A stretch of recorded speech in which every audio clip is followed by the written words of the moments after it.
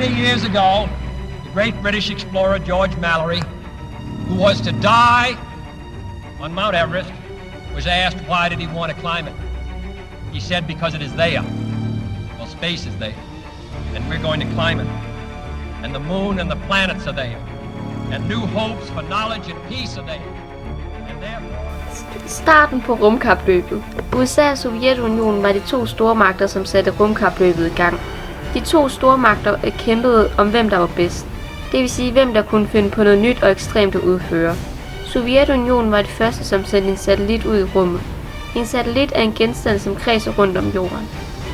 Satellitten hed Sputnik, som betyder ledsager. Før havde Sovjetunionen prøvet at sende andre raketter op i rummet, men forsøgene mislykkedes desværre. Det vil sige, at de fleste raketter endte med at eksplodere på en eller anden måde. Sputnik 1 var den, der for alvor satte rumkapløbet i gang. B-2-raketten 3. oktober 1942. B-2-raketten var den første menneskeligt producerede produkt, som blev sendt ud i rummet. Den var lavet af Tyskland under det nazistiske styre.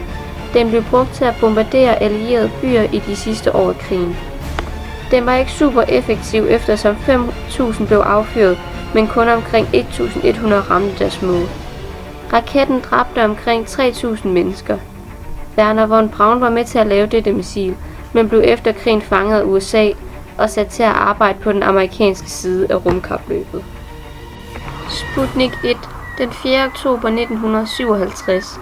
Sputnik 1 blev sendt op af russerne den 4. oktober 1957. Sputnik passerede forbi USA cirka 7 gange. Den er kendt som det første menneskeligt producerede, der kom til rummet, selvom det var V2-raketten.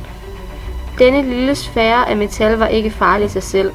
Det var muligheden for at kunne sende et missil i kredsløbet om jorden, så Rusland ville kunne ramme alle steder på kloden. Det var det, der skræmte USA. Sputnik 2 den 3. november 1957.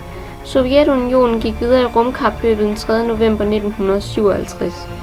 Der sendte de nemlig et andet rumfartøj, nemlig Sputnik 2. Denne raket havde ikke en metalkugle ombord, men en hund. Denne hund var Laika, som blev den første hund og det første komplekse liv i rummet. Den tilbragte hele 10 dage i kredsløbet omkring unionen. Dette var også for propaganda mere end noget andet. Selvom teknologien ikke kunne bruges til at sende atombomber til overalt på jorden.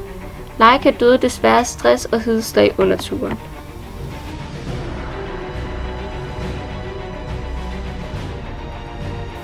Vanguard 6. december 1957.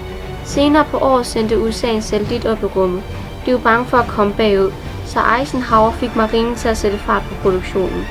Dette førte til Vanguard TV3, som kun nåede nogle få meter op i luften, før den styrtede ned og eksploderede. Dette førte til hovedlinjer som Flopnik eller Kaputnik, som fik deres navne ud fra den langt mere succesfulde russiske Sputnik. Explore 1. Militæret havde også lavet deres egen raket ved siden af marinens Vanguard. Denne raket blev succesfuldt affyret i januar 1958. Denne raket blev anset som USA's svar på Sputnik.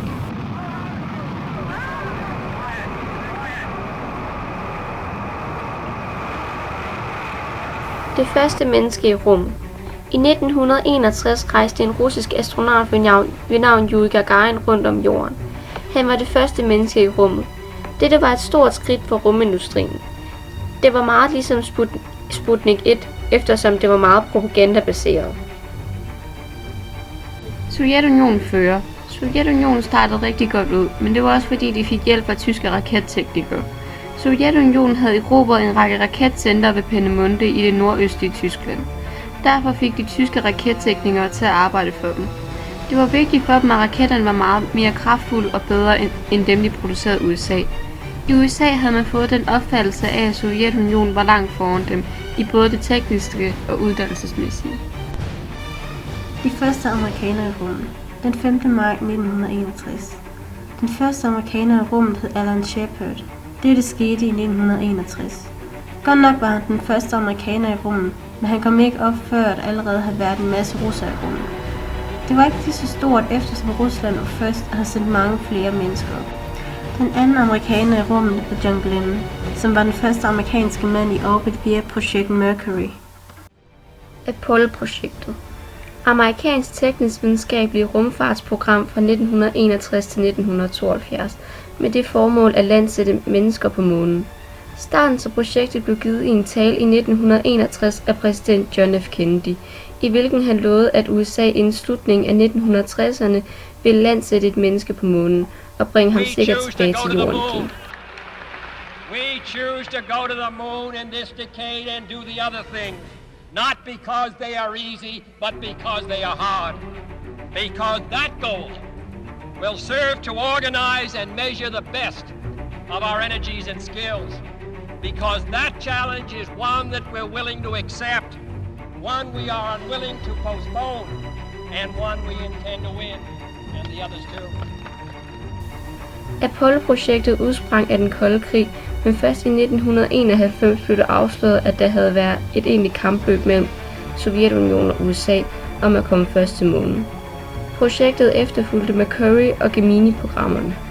Apollo-programmets hjemsted var Kennedy Space Center i Florida. Delene til raketterne og rumfartøjerne blev fremstillet over hele USA og bragt dertil for at blive samlet og opsendt. Der blev anvendt Saturn I, IB og B-raketter.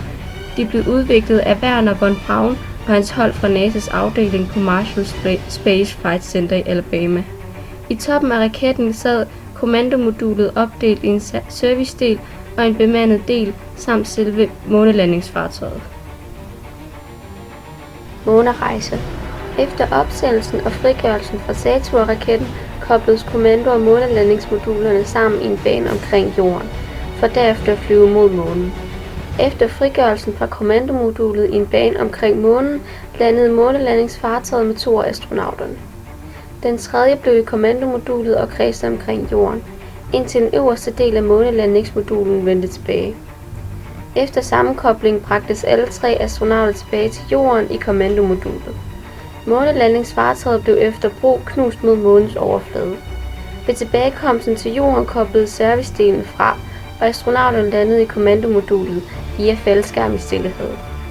Så sker det sgu. Den 21. juli 1969 blev John F. Kennedys mål opfyldt, da Neil Armstrong som det første menneske trådte ned på månens overflade fra Apollo 11. Apollo 12 gentog succesen også inden udgangen af 1960'erne. På næste mission, Apollo 13, skete der et uheld. Cirka halvvejs mellem jorden og månen eksploderede en ildtank i servicemodulet. 13 skete der et uheld.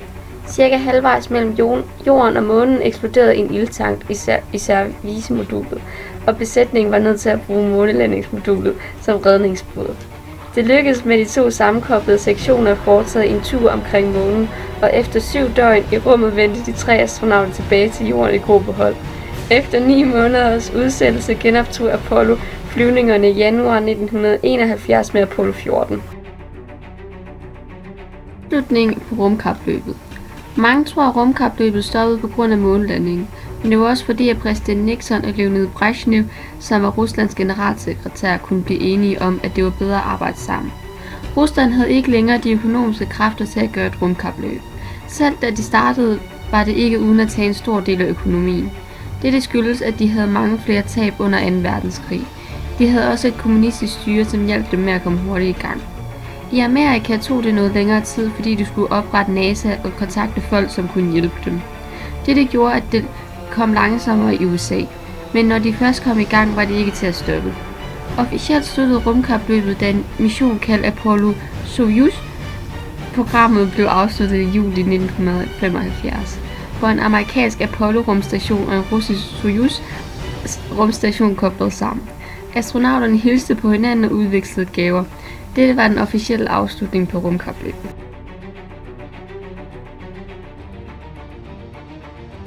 Så hvad var ideen med hele rumkapløbet? Var det spild af tid og penge? Var det bare for at være bedre end andre? På en måde. Men den største fordel for alle var de teknologier og arbejde, som blev lavet undervejs.